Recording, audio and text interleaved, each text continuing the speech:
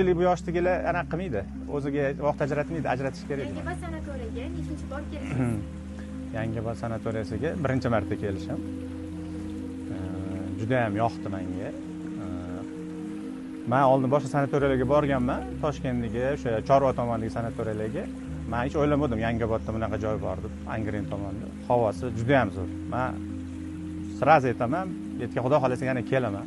Havosi, tabiati, mana bu tog'larni, basseyndan shunday chiqqaningizda tog'larning hidi juda ham esda qolarli bo'lyapti. Necha kundan beri sanatoriyadasiz? Men 8-iyunda kelganman. Bugun 16-iyun, 8 kun bo'libdi, Xudo xolasa. O'zi 10 kun keldim. Yana 3 kunga qo'shdim, cho'zdirdim 3 kunga. Sababi kelganimda yana ko'proq dam olay dedim, chunki miyam haqiqatda dam oldi. Sanatoriyamiz qaysi sifati ko'proq yoqdi sizga? Qaysi jihat?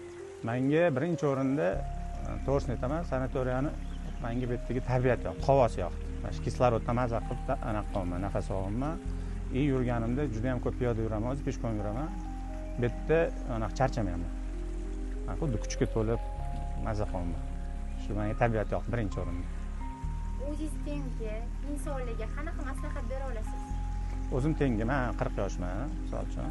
O'zim tengi bolalarga, o'sha yigitlarga maslahat bera olaman, biznes bilan shug'ullanadigan, umuman davlatda ishlaydiganlar bu yerga kelsa maza qilib miyaligidan olib ketadi.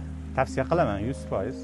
Ko'pchilik bu yoshdagilar anaqa qilmaydi, o'ziga vaqt ajratmaydi, ajratish kerak deyman. Ajratsin, maza qilishadi. Demak, kuchga to'lib? Da, kuchga to'lib, yana borib bosishadi ishni. Rahmat. Sog' bo'linglar, sog' bo'linglar.